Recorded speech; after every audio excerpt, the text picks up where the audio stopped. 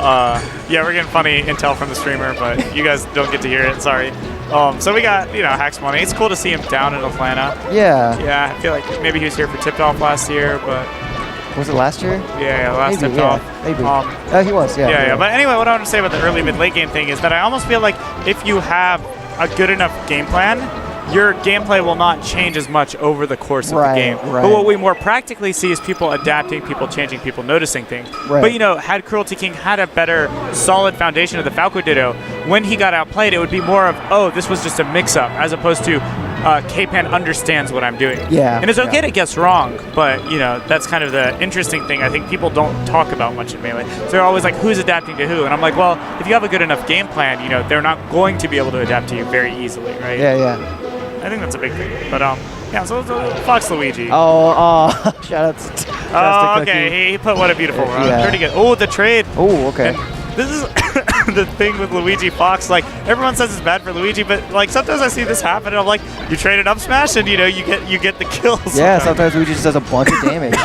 You do a bad nair, slightly mistimed, slightly misspaced, you might just lose your stock. And, like, a lot of times it's not even misspaced in the sense that you made an objectively wrong decision. Sometimes it's just the spacing was like, that's how the interaction played out, right? Yeah. Like, it's not like if Fox spaces nair perfectly every time, he'll never trade. Right, That's not a reality, right?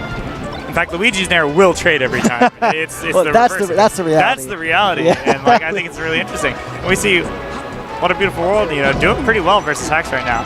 Kind of the predictable. Oh, starts off with the. Okay, yeah. Almost gets the ledge cancel. I feel like Luigi players are always very good at that somehow or another. Somehow. Yeah. It's just for some where they space their side Bs. Nice spacing. One thing I've always liked about What a Beautiful World's play is he grinded out the perfect wave dash, right? Oh, did he? That is good to know. And then after a while, because you see his wave dashes are really smooth, really buttery. Yeah, a lot of them have been really. Yeah. Oh, this is my big. God. The chick chase. I don't like the fireball gifts. I'm sorry. Luigi players love them. I'm not a fan. That move has like negative hit stun, I swear. Like, not literally, but like, you're never in a good situation after it hits. It's specifically designed to catch. Oh, that should have worked. Oh my God. It's designed to catch double jump, I think. Yeah, but then like if Fox acts quickly, he can air dodge or side B almost immediately, right? Yeah. That's the second time he's gone for an early double jump aerial back off stage. I feel like that's what I would call like a classic read from Hacks, where it should be somewhat of a mix-up situation, but it's like he can do it every single time, and any non-top player will jump into it every single time, right? It's one of those things where like when you play a worse character, sometimes it feels inevitable that you'll get hit there, but I think that mentality actually contributes to people making these bad decisions a lot. Well, if you watch like Plumps Luigi, for example, he's really good at not giving people the free hit. I'm not just going to nair on the way down. Oh my God.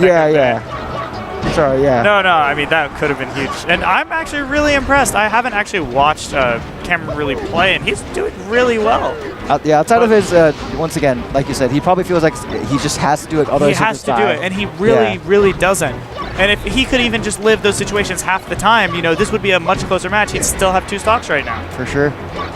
And we've been talking mostly about our local boy. I mean, we kind of got to, because, it's like, Hacks is the very favorite player. What are we going to tell you about him that you don't already know? Well, he's on his box. Yeah, he's on the box, Haven't seen anything too box-specific yet. Yeah, he's mostly just playing very solid. Nairing quite a bit, as he is wont to do. He always, does that. Questionable versus Luigi, in my personal opinion, but, I actually remember... oh, no shines. I think I watched Hacks play against Luigi somewhat recently. And I remember as the set went on, he got more confident in his shine spikes. Oh, interesting. Yeah. Maybe it's one of those things you don't play Luigi often, of course. Because Luigi's pretty free after a side B. Oh, yeah, absolutely. He's in so much lag. He's in so much lag, in fact, that sometimes needling him after the side B lag gets him out of lag faster than you just let him fall. So you got to let him fall and then needle him. Yeah. It's funny. So he actually loses height. So he just goes back to Battlefield. So Hacks has home field advantage, regardless of whether it's a good stage or not for Luigi. That's true. So, yeah, one thing about Hacks is he's doing, the classic Hacks style. Man, we see almost the same start as the last game. Just these trades, and this is why I don't kind of like these rising aerials versus Luigi as much, because all it takes is Luigi to kind of drift around with an air, which is not very whiff punishable, honestly. Yeah, right? It's tough. And if it trades, there you go. Or Hacks is putting himself in a lot of spots where he's forced to shine, but again, Luigi's one of those characters who can outrange shine very easily, and often wins interactions based on that. In fact, if I were to imagine like Blea playing a random Fox player, I'd imagine him beating them because he's outranging shine. That makes sense. Yeah. Plus, you see, Fox doesn't really have faults off of shine. You can't push him to the corner, which is pretty good. Thing. Yeah. So what were you saying? He gets stage position. But but you know, you can hit someone to 1,000,000%, and if you don't hit them with the killing move, then they're just gonna stay alive. And that's why I don't like this matchup as Fox personally, and I like the other characters versus Luigi more, because I like feeling like the hit I got meant more. Yeah. You know? Oh.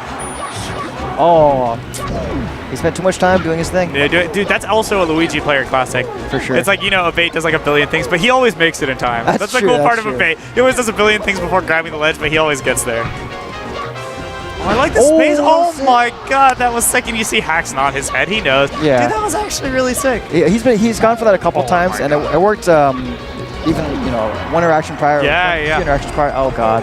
Of course. I just want to note who's winning this game right now. Yeah. Despite it feeling like Hax has dominated almost the entire time, and this is what we were saying about what types of hits you get matter more than anything in this game. One thing really. Oh no. A very convenient misfire. Okay. All right. He's a Luigi main. Yeah, he's a Luigi main. You know, that is how it works. Yeah, objectively speaking. That's the fact, right? That's the reality right there. Oh, that could have been a shine spike. It also could have been a gimp for What If World. So. Yeah, true. Up smash. So that's where you just turn up smash, I think. Yeah. I feel like Hex is doesn't quite have the situations optimized for this matchup, where he has the idea of how to cover the options, but he doesn't always finish it right. And I feel like, to his credit, he's actually winning a bunch of these situations. If he just had the optimization down, he would probably be up by a lot more, right? I'm sure, some combination of, not playing the matchup as often. Also, how do I do it on the box? Combo. Yeah, right. It's what's kind of natural to his hands at this point, right? Yeah. And this is something people don't talk about, but based on what tool you use to play, you kind of develop a different vernacular for how you do inputs and when you do those inputs, right? Yeah. And maybe doing the short hop bear is more programmed into his hands, right? Programmed into his. Right? I mean, that's how humans work. But that's true. Yeah, I guess it's funny given the Hax kind of box rhetoric, right? Yeah, that's what I was wondering. And we see Hax, interestingly, despite being down 3 stocks to 4 at the beginning, he's going with the reverse 4 right now, right? Yeah. So what do you think's happened? Because he just ran away with this game. What is it that Hax Money has done to, change this match completely? What if World did have some sort of flubs, but Hax is also doing a much better job of getting in on What if World's wave dash back baits and in general. Anti-approach stuff. Spacing. Yeah. So wait, sorry, what was the second thing you said? Essentially he managed to break into What If World's defense. Yeah, absolutely. It feels like he somehow managed to get close